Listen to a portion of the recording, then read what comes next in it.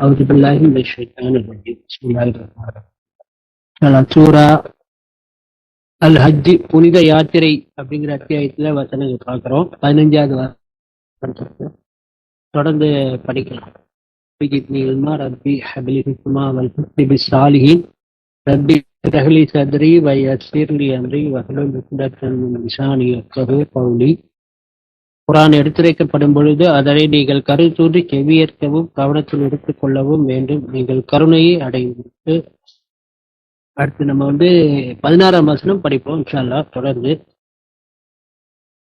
15ல அல்லாஹ்ட்ட திரும்பிக்கணும், முற்றிலுமாக மற்ற எந்த ஒரு தொடர்பையும் சார்ந்திருப்பதை விட்டு சிந்தித்து விட்டு அல்லாஹ் பக்கம் திரும்பி விட்டால் அவனுடைய எந்த கஷ்டமும் அவனை வருத்தி கொண்டிருக்கக்கூடிய எந்த ஒன்றும் அவனுக்கு சால்வ் ஆகி முழுமையான சொல்யூஷன் கிடைக்கும் அப்படிங்கிறத அந்த வசனத்தின் மேலே நம்ம கற்றுக்கொள்றோம்.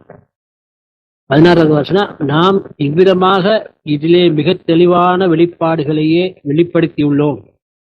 பின்னர் தான் நாடுகின்ற எவரையும் கடவுள் வழி நடத்துகின்றார் அப்படின்னு சொல்றாரு. இந்த வசனத்தின் தொடர்ச்சியாக சொல்லியிருப்பது இன்னும் அதிலே முக்கியத்துவம் வாய்ந்தது. ஏனென்றால் இந்த 22-15 வசனத்தை மிக மிக சிதைக்கப்பட்டு வழங்கப்பட்டிருக்குது முந்தைய மொழிபெயர்ப்புகளில். குர்ஆன் மொழிபெயர்ப்புகள், ஜான் டெஸ்ட் மற்றும் அனைத்து மொழிபெயர்ப்புகளிலுமே ஒன்று விடாம அப்துல்லா யூசுப் அலி, பிக்தால், அப்புறம் எல்லா விதமான ஆங்கில மொழிபெயர்ப்பு மற்ற ஊடகங்கள், அதாவது தமிழ் மொழி அல்லாத மற்ற மொழிபெயர்ப்புகளையும் இந்த விஷயம்தான் அது சொல்லப்படுது. அது என்னன்னா, எவன் தனக்கு கடவுள், அதாவது எவன் அவருக்கு, தனக்குன்றது இங்கே நம்ம ரஷாதுடைய மொழிபெயர்ப்புல பார்க்கிறோம். எவன் அவருக்கு ஆதரவளிக்கிறது கடவுள் ஆதரவளிக்க மாட்டார் என்று எண்ணுகின்றானோ, இந்த அவருங்கிறது முகம்மதுக்கு அல்லாஹ் ஆதரவளிக்க மாட்டார் என்று எண்ணுகின்றானோ, அவருக்கெல்லாம் கிடைக்காது கடவுளுடைய ஆதரவு அப்படின்னா அவனுக்கு அந்த கோபம் வந்துடுச்சு. அந்த கோபத்துக்காக நீ அப்ப என்ன செய்யணும்னா, வானத்துல தூக்கு மாட்டி உன் கழுத்து அதுல மாட்டி தொங்கி பாரு, அதை கட் பண்ணி பாரு. அதை கட் பண்றதுங்கிறதும் வசனத்துல இருக்குது, எக்தா அப்படின்னு. அப்போ அதை செஞ்சு பார்த்தீங்கன்னா உன் பிரச்சனை சால்வ் ஆயிரும் அப்படின்னு சொன்னா என்ன அடிப்படைன்னு அது எனக்கு புரியல. மற்ற மொழிபெயர்ப்புகள் அதான் இருக்குது. அப்படி நீ செஞ்சினா அவருக்கு கிடைக்கிற உதவியை உன்னால் தடுக்க முடியுமான்னு பாரு, செஞ்சு பாரு. எந்த ஒரு கனெக்ஷனுமே இல்லாம இருக்குது ரெண்டுக்குமே. அவனுடைய உதவியை கட் பண்றதுக்கு இவன் அந்த கோவப்படுறவன் ஏன் தூக்குல மாட்டிக்கணும்? அவன் செத்துல போயிடுவான். அதுக்கப்புறம் அவனுக்கு என்ன அந்த உதவி, அவருடைய உதவியை தடுப்பதற்கான வாய்ப்பு என்ன இருக்கும்? அதாவது அவருக்கு உதவி கிடைச்சா நீ போய் சாவு, நாண்டுக்கு சாவு அப்படின்னு சொல்றதுதான் அந்த வசனத்துல அவங்க காண்றாங்க. பொருள் பொழுது அதை மொழிபெயர்த்திருக்கிறார்கள். நீங்க பல மொழிபெயர்ப்புகளையும் பார்க்கணும். பார்த்தீங்கன்னா உங்களுக்கு தெளிவா அதுதான் இருக்குங்கிறத நீங்க பார்க்க முடியும் இன்ஷா அல்லாஹ். தொடர்ந்து அதான், ஆனா அவ்வளவு தெளிவான ஒரு வசனத்தையே அவங்க சிதைத்து வைத்திருக்கிறார்கள் என்பதை நம்ம இந்த வசனத்தை சொல்றாருங்கிறத நம்ம பார்க்க முடியும். நாம் இவ்விதமாக இதில் மிக தெளிவான வெளிப்பாடுகளைத்தான் வெளிப்படுத்தி இருக்கிறோம். பின்னர் தான் நாடுகின்ற எவரையும் கடவுள் வழி நடத்துகின்றார். அப்ப யாரெல்லாம் வழிகாட்டப்பட அந்த நிலையில இருக்கிறாங்களோ அவங்களுக்கு தான் அந்த வழிகாட்டல் கிடைக்கும். அது அந்த வசனத்தின் தூய்மையான பொருள் என்ன, தெளிவான பொருள் என்ன என்பது அவங்க அறிந்து கொள்வாங்க. 17வது வசனம் படிக்கிறேன். நம்பிக்கை கொண்டோ மாறியவர்கள், கிறிஸ்தவர்கள், ஜொராஸ்ட்ரு மற்றும் போலி தேவ வழிபாடு செய்பவர்கள், அவர்களுக்கிடையில் கடவுள்தான் உயிர்த்தெழுப்பப்படும் நாள் அன்று தீர்ப்பளிக்க இருப்பவர். கடவுள் அனைத்துக்கும் சாட்சியாக இருக்கின்றார். உலகத்துல மக்கள் தொகை, எண்ணற்ற மக்கள் தொகை இருக்கிறாங்க. ஒவ்வொருவரும் பலவிதமான கருத்தோட்டங்கள், மத சம்பிரதாயங்கள், மத ரீதியான பிரிவுகளாக வாழ்கிறாங்க. அவர்களையும் இந்த கேட்டகரிக்குள்ள கொண்டு வர்றாருன்னா அப்ப அவங்க என்ன செய்யணுங்கிறத தெளிவா 5:69 2:62 2 வசனமும் அது தெளிவாக சொல்லுகின்றது. கடவுளை நம்பி மறு உலகை நம்பி நன்னறியான காரியங்கள் புரிபவர்கள் யூதர்களாக இருந்தாலும் கிறிஸ்தவர்களாக கொண்டவர்களாக இருந்தாலும் யூதர்களாக கிறிஸ்தவர்களாக இருந்தாலும் மதம் மாறியவர்களாக இருந்தாலும் அவர்களுக்கு அச்சம் எதுவும் சிக்கப்பட தேவையில்லை அப்படின்று அந்த வசனம் 2:62 அந்த வசனம் சொல்லுது. அதன் அடிப்படையில் உள்ளவர்களுக்கு இங்கேயும் அல்லாஹ் வந்து அந்த அதாவது இருந்தாலும் மதம் மாறியவர்களாக இருந்தாலும் கிறிஸ்தவர்களாக இருந்தாலும் அவர்கள் நாள் என்று தீர்ப்பளிக்க இருப்பவர் கடவுள் அனைத்திற்கும் சாட்சியாக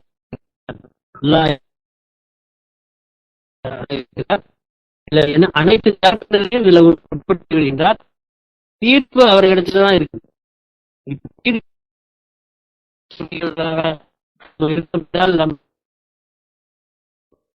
அதனால யாரும் அந்த மாதிரி முத்திரை குத்தக்கூடியவர்களாக இருக்கக்கூடாது. அல்லாஹ் தான் அதை செய்ய வேண்டியவராக இருக்கிறார், செய்யக்கூடியவராக இருக்கிறார், தீர்ப்பளிக்க இருக்கக்கூடியவராக. ஏன்னா போலித்த வழிபாடு செய்பவர்களையும் அதுல உட்படுத்துறாரு அல்லாஹ். கவனத்துல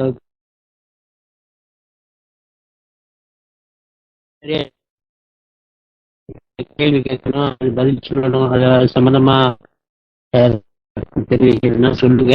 தொடர்ந்து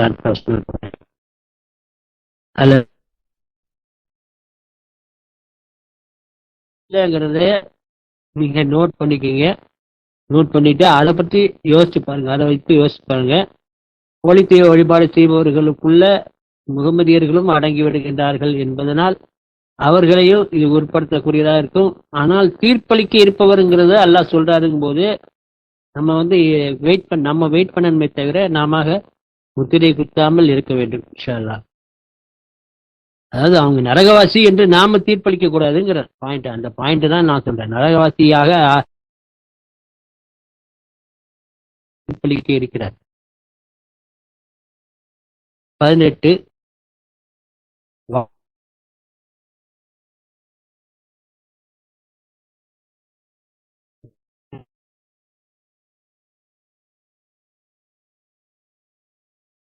அடைகின்றனர் என்பதை நீங்கள் உணரவில்லையா? மக்களில் ஏராளமான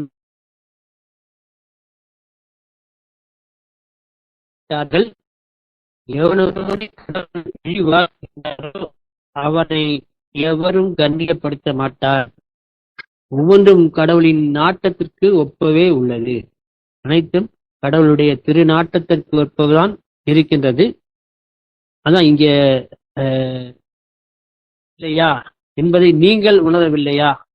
அவர்கள் என்று வந்தால் அது பொதுவாக நம்ப மறுப்பவர்களையும் மற்ற அதாவது கடவுளுடைய எனிமி சொல்லக்கூடியதாக, எதிரிகளை சொல்லக்கூடியதாக இருக்கலாம். அவர்கள் உணரவில்லையா அப்படின்னா அந்த மாதிரியான வசனங்கள் வரும். அவர்கள் காணவில்லையா, அவர்கள் பார்க்கவில்லையா, அவர்கள் தெரிந்து கொள்ளவில்லையா, அவர்கள் அந்த இப்ப 21 கூட அந்த 21 23 இந்த வசனத்துல நம்ம வந்து அதை பார்க்கிறோம். சமீபத்துல கூட வாசித்தாங்க, குரான் காலை வாசிப்பவர்கள் அதை வாசித்தாங்க. அல்ஹம்துலில்லாஹ் 23 கூட அந்த கேள்வி எழுப்பப்படுது. நம்ம அதை தொடர்ந்து பார்க்கலாம். அப்புறம் அதான் அது அல்லாஹ் உணரவில்லையானா நம்ம கிட்ட அதை சொல்றாரு. நம்பிக்கையாளர்களையும் படிக்கக்கூடிய வாசகர்களையும் அதை சொல்லுது. அதனால நம்பிக்கையாளர்களுக்கும் அது உட்படுத்தக்கூடியதா இருக்கு. வானங்கள் மற்றும் பூமியில் ஒவ்வொருவரும் அப்ப அதுக்கு தான் அடிக்கடிப்பு கூட கொடுத்துருக்காரு. அதாவது நம்முடைய உடல் அங்கங்கள், உடலுடைய உள்ளுறுப்புகள் அனைத்தும் அது வந்து 22:18 தான். அது இங்க இருக்கு, இதுல இருக்காது. ஆக்சுவலா முன்னிணைப்பு அல்லது அதாவது அறிமுக உரை அந்த விஷயம் நான் சொல்ற விஷயம். அது வந்து ஒரு ஸ்பாஸ்டிக் சில்ட்ரனை பற்றியும் குறிப்பிடுது. அதாவது உடல் வளர்ச்சி அடையாத மூளை வளர்ச்சி சிறுவர்கள் அந்த பெரியவர்களாக ஆனாலும் அவர்களுக்கு அந்த தகுதியாக அடைகிறது, அந்த தகுதி அவங்களுக்கு இருக்குது. அதாவது அவங்க கடவுளுக்கு சரணடைந்த படைப்பினங்களாக அவங்க இருக்கிறாங்க. அதே மாதிரி அந்த அது அது செய்யக்கூடியதா இருக்குது. அந்த விஷயத்தை இந்த வசனத்தின் வாயிலாக, அதாவது பூமியிலும் உள்ள ஒவ்வொருவரும் அப்படின்னும் போது அது உடல் உள்ளுறுப்புகள்ல உள்ளதையும் சேர்த்து சொல்லுது அப்படின்னு நம்ம பார்க்கிறோம். மேலும் சூரியனும் சந்திரனும் நட்சத்திரங்களும் அதெல்லாம் வெளிப்படையா நமக்கு தெரியுது. ஆனா மனிதன் என்ன செய்யறான், அவன் எப்படி சரணடைகிறான் அப்படிங்கிறத இந்த வகையில நம்ம பார்க்கலாம். அந்த அடிக்குறிப்பு எதுல இடம்பெற மாதிரி உள்ளுறுப்புகளும் அதை செய்கின்றன, அதோட திறம்படுகின்றன, சரணடைகின்றன அப்படிங்கிறத வசனம் 86 நான் தான் சொல்லுவேன். ஆனா எடுக்கிறேன் நானு.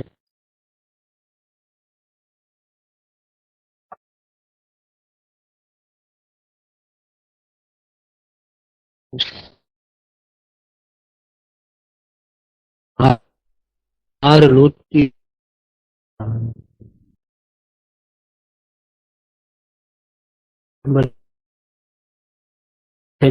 எடுக்கலாம்.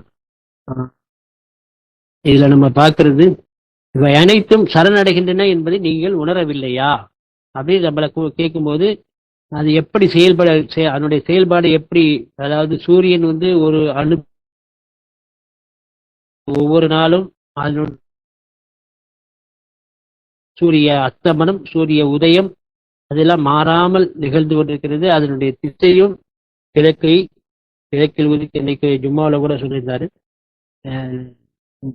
நம்ம சகோதரர் தாவீது. அதாவது காலையில கிழக்குல உதிக்குது, மேற்குல மறையுது. இதை தாண்டி அதனுடைய படி செய்வதில்லை, அதனுடைய டைமும் மாறவே மாறாது. அந்த மாதிரியான ஒரு கட்டுப்பட்ட ஒரு படைப்பினமாக அது இருக்கு, கடவுளுடைய படைப்பினமாக. அது எல்லாமே உங்களை போன்ற படைப்பினங்கள் தான் என்று அல்லாஹ் நமக்கு சொல்றாரு. அப்ப அதுவும் ரஷாதுடைய பயன்களை கூட சொல்வார், வானவர்களுக்கு என்ன நம்ம என்ன செய்ய அவங்கள அதே மாதிரிதான் அவங்களும் இருக்கிறாங்க. நம்மளை போன்ற அவங்களும் இருக்கிறாங்கும் போது அதாவது என்ன ஸ்பெஷல்னா, அவங்க கடவுளை மட்டும் வழிபடுறாங்க.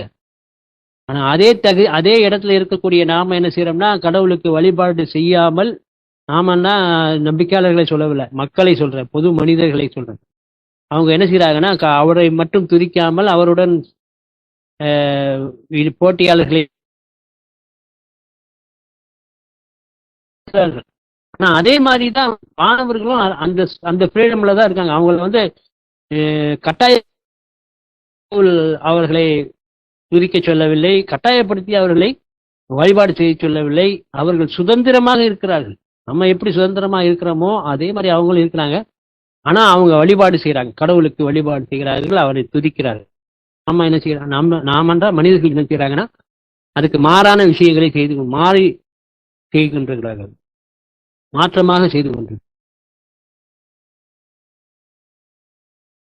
மலைகளும் அவையெல்லாம் அந்த அனுப்பிரலாமல் அதை கடவுளுக்கு அந்த வழிபாட்டை சரணடைதலை செய்து கொண்டிருக்கின்றன என்பதை நீங்கள் உணரவில்லையா? அப்ப இன்னும் அது நம்ம அழுத்தமா எப்படி என்ன செய்யறது, அது மரங்களுடைய நிழல்களை பற்றி சொல்றாரு. அது காலையில் சாய்கிறது அப்படிங்கிறது, காலையிலிருந்து மாலையில வரைக்கும் அது ஒரு சாய்வதை, அது ஒரு மறுபடியும் நீண்டு குறுகி அப்படி தினமும் அது செய்யுது. நீளமாக நீளுகின்றது, அது குறுகுது, ஷார்ட் ஆகுது. நீங்க அன்றாடம் பார்க்க முடியும். அதெல்லாம் என்னன்னா சஜிதான்னு சொல்றாரு அல்ல, அது சிரமப்படுகின்றது நமக்கு. அதான் பறவைகள்லாம் அவைகள் கடவுளை துதிக்கின்றன, ஆனால் நீங்கள் அறிய மாட்டாய், அவர்களுடைய துதியை நீங்கள் அறிய மாட்டீர்கள் என்று சொல்றாருல. அப்ப அதான் சத்தியம். அந்த சத்தியத்தை நம்ம ஏற்கணும். அது காக்கான்னு கத்துது, அது கால்னு சொல்லுவாங்க, CALL காலிங், அப்படியே அது கிரையிங்னு சொல்லுவாங்க.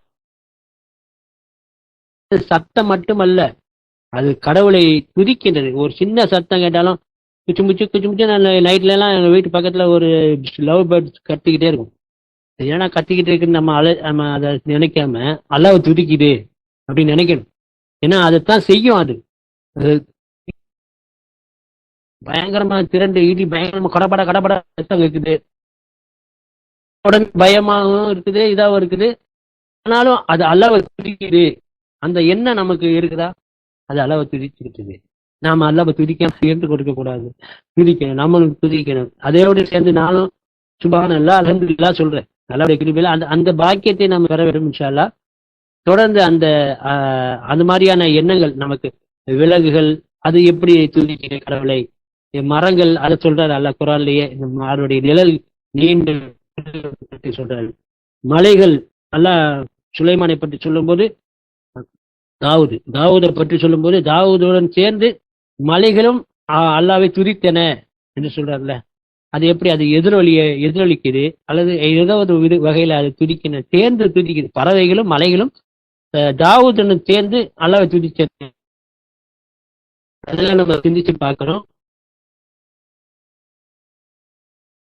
பதிலை நம்ம இன்னும் எக்ஸ்டெண்ட் பண்ணி அதை எப்படி உணர்ந்திருக்கிறோமா நாம அப்படின்னு பார்க்கணுங்கிறது தான் சொல்றாரு அல்லாஹ்.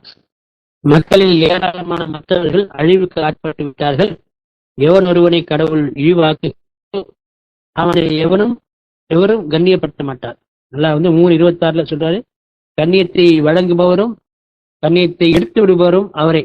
அது எடுக்கும்போது அல்லாஹ்வுடைய கிருபையில வருது. நீங்க அத அந்த அந்த அனுபவத்தை பெற்றீங்களான்னு தெரியல. 3:26 எடுக்கணும். குர்ஆனுடைய அந்த பகுதியை எடுக்கும்போது, கையை வச்சு எடுக்கும்போது அதே வசனம் வருது கரெக்டா. கூறுவீராக, எங்கள் இறைவா, ஆட்சி அதிகாரம் அனைத்திற்கும் உடமையானதே. நீங்கள் தேர்ந்தெடுக்கின்ற எவருக்கும் ஆட்சி அதிகாரத்தை நீர் வழங்குகின்றீர். நீர் தேர்ந்தெடுக்கின்ற எவரிடமிருந்தும் ஆட்சி அதிகாரத்தை நீர் நீக்கி விடுகின்றீர். நீர் தேர்ந்தெடுக்கின்ற எவருக்கும் கண்ணியத்தை நீர் தேர்ந்தெடுக்கின்ற எவருக்கும் எவரையும் இழிவுக்குள்ளாக்குகின்றீர்.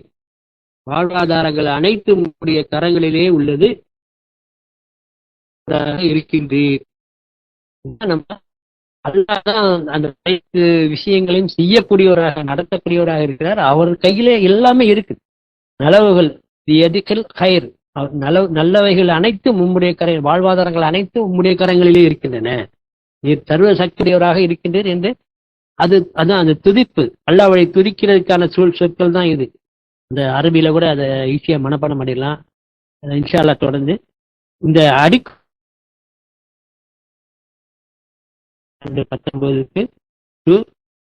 19-22 போட்டிருக்காரு. ஆனால் அடுத்த வருஷம் உள்ள அடிக்குறிப்பாக அது இருக்குது.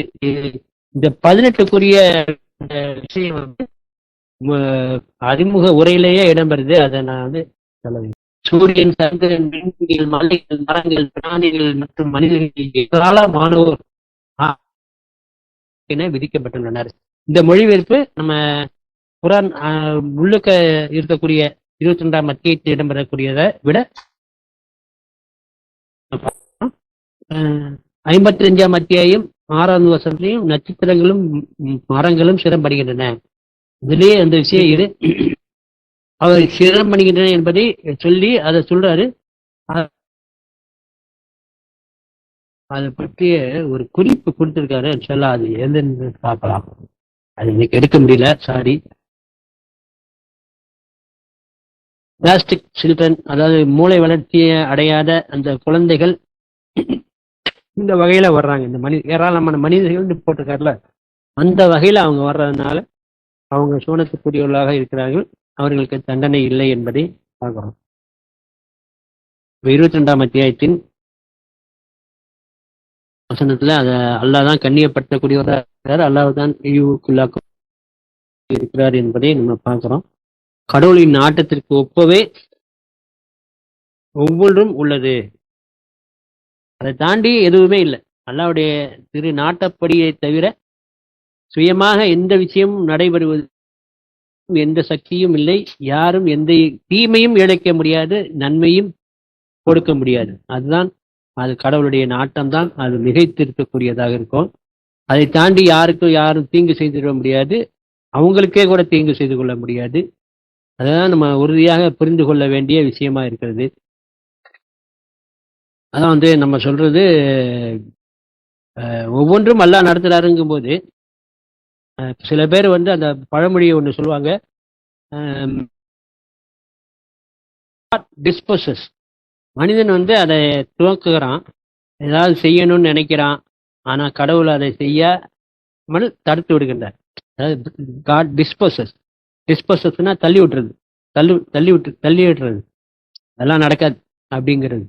ஆனா அந்த ப்ரொபோசஸ்னா என்ன, ஒரு விஷயத்தை நடைபெறணும், இன்னைக்கு ஊருக்கு போகணும், இன்னைக்கு சினிமாவுக்கு போகணும், அல்லது ஏதாவது செய்யணும் அப்படின்னு முடிவு செய்து சில விஷயங்களை அதை நோக்கி அனைத்து காரியங்களையும் செய்யறது. பாஸ்போர்ட்டு, விசா, டிக்கெட்லாம் எடுத்துட்டா வெளிநாட்டுக்கு போகணும்னு பல விதமான இப்போ பணம் கூட ரெடி பண்ணியாச்சு, எல்லாமே ரெடி பண்ணியாச்சு. ஆனால் அவர்களால் வெளிநாட்டுக்கு போக முடியாது. லண்டனுக்கு போகணும்னு முயற்சி செய்கிற பல பேர் அதில் தோல்வியை சந்திச்சிருக்காங்க. பல வெளிநாடுகளுக்கு செல்லணும்னு நினைச்சு பல விதமான முன்னேற்பாடுகளை செய்தவர்கள் தோல்வியை சந்திருக்காங்க. ஆனால் ஏன்னா அவங்க அவங்க முயற்சி செய்கிறாங்க, அதை வந்து எல்லாம் என்ன சொல்றாரு, டிஸ்போஸ் பண்ணிடுறாரு. இதெல்லாம் கிடையாது, போகும் வீட்டில் போய் உட்காரு அப்படி.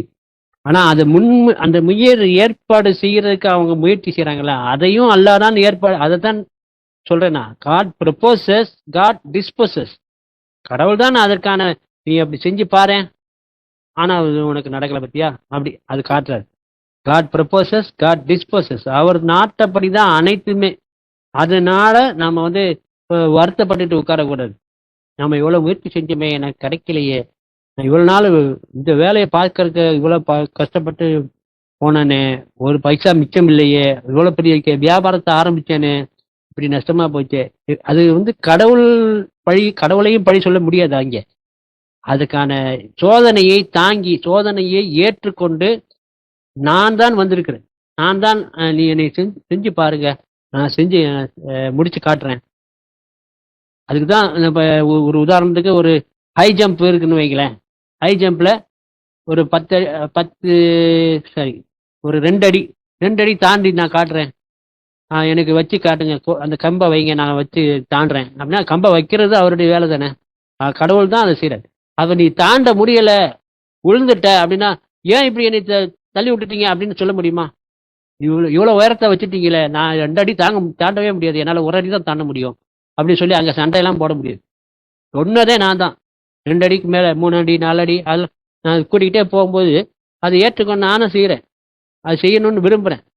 அது செஞ்சா அதுக்கப்புறம் அதனுடைய தொடர்ச்சியான விளைவுகளை நான் தான் அதை ஏற்க வேண்டுமே தவிர, அதுக்கு அந்த ஸ்போர்ட்ஸா அது அந்த ஆளை சொல்லக்கூடாது, யாரையும் சொல்லக்கூடாது. அது அந்த நிந்தனை யாரையும் மேலே இல்லை, என் மேலே தான் இருக்கு.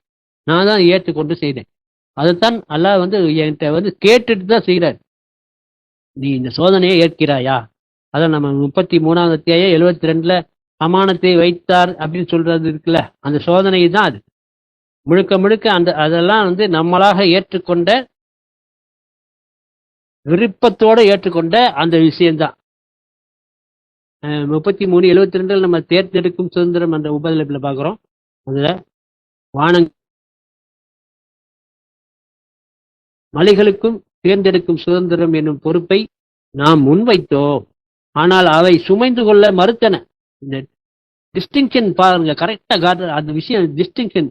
அவை சுமந்து கொள்ள மறுத்தன, மேலும் அதனை குறித்து அஞ்சியவையாகவும் இருந்தன. ஆனால் மானிடன் அதனை ஏற்றுக்கொண்டால் அவன் வரம்பு மீறுகின்றவனாகவும் அறியாதவனாகவும் இருக்கின்றான். நான் செஞ்சு காட்டுறேன், நான் என்னால முடியும், எனக்கு தெரியும், அது செய்ய முடியும் அப்படின்னு சொல்லி வந்தவன் தான் நான். ஆனால் மற்றவை என்ன செஞ்சிருக்கன, அவ வந்து அஞ்சின, எல்லாம் முடியாது, மாட்டணும்னா நம்ம தாரந்துரும், நம்ம முடிஞ்சிடும், கதை முடிஞ்சிடும், நம்ம ஃபினிஷ் ஆயிடுவோம், இதுக்கு மேல நம்ம தப்பிக்கவே முடியாது அப்படின்னு தெரிஞ்சிச்சு அதுக்கு. அதனால என்ன செஞ்சேன்னா, அவை மறுத்தன, இதெல்லாம் வேணும். ஏன்னா அதுக்கு முன்னால வரைக்கும் அந்த அந்த கண்டிஷன்ல தான் அது இருக்கு. நம்ம செஞ்சு பார்க்கலாம், நம்ம வந்து நமக்கு கடவுள் தன்மை நமக்கு இருக்குதான்னு நம்ம பார்க்க முடியும், நம்ம சொல்லணும், இருக்க முடியும் என்று நான் நினைக்கிறேன் அப்படின்னு அவங்க ஒவ்வொருத்தரும் நினைச்சிருக்காங்க.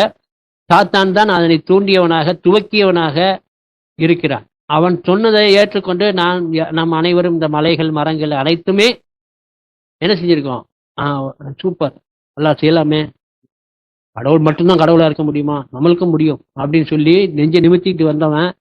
அவங்க எல்லாம் வந்து என்ன செய்யறாங்க, முடியாது என்னால, ஏன்னா எடுத்து காட்டுறாரு. அவை மரங்களுக்கும் மலைகளுக்கும் அந்த அமானத்தை எடுத்து காட்டுறாரு. என்னென்ன செய்யும், என்ன பின்னால் நடக்கும், அதை அனைத்தும் அறிந்தவராக இருக்கிறதால அதை எடுத்து காட்டுறாரு. அவை மறுத்தன. ஏன்னா இது முடிஞ்சாச்சு, என்னால செய்ய முடியாது, பயப்படவும் செய்யுது. அதுக்கப்புறம் என்ன ஆகுமோ, பாசிட்டிவ் ஆகுமா நெகட்டிவா. ஆனா மனுஷன் அதை சுமந்து கொண்டான்ங்கிறத பாக்குறோம். இது எல்லாமே கடவுள் துவக்கி கடவுள் தான் அதை நடத்துகின்றார் என்பதை நம்ம பார்க்கிறோம். இடம் பெறக்கூடியவர்களாக, இது ஏன் நான் சொல்ல வந்தேன்னா, நான் தயாராக இருக்கிறேன் அதை செய்து பார்ப்பதற்கு. என்னுடைய ஆணவமும் அகந்தையும் அதை இருக்குது, அதை நான் செய்யறேன். அதுல இருந்து அந்த தவறை மீட்டு, அந்த தவறை மறுதளித்து, சாத்தானுடன் சேர்ந்த அந்த கூட்டணியை மறுதளித்து கடவுளுடன் திரும்புவோம் இன்ஷா அல்லாஹ். தொடர்ந்து அடுத்த அமர்வுல கற்றுக்கொள்வோம். ஃபாத்திஹா. பிஸ்மில்லாஹிர் ரஹ்மானிர் ரஹீம். அல்ஹம்துலில்லாஹி ரப்பில் ஆலமீன். அர்ரஹ்மானிர் ரஹீம். மாலிகி யௌமித்தீன். இய்யாக நஅபுது வ இய்யாக நஸ்தஈன். இஹ்தினஸ் ஸிராத்தல் முஸ்தகீம். ஸிராத்தல் லதீன அன்அம்த அலைஹிம். கைரில் மக்தூபி அலைஹிம் வலத்தாலீன். மாஷா அல்லாஹ். அஸ்ஸலாமு அலைக்கும்.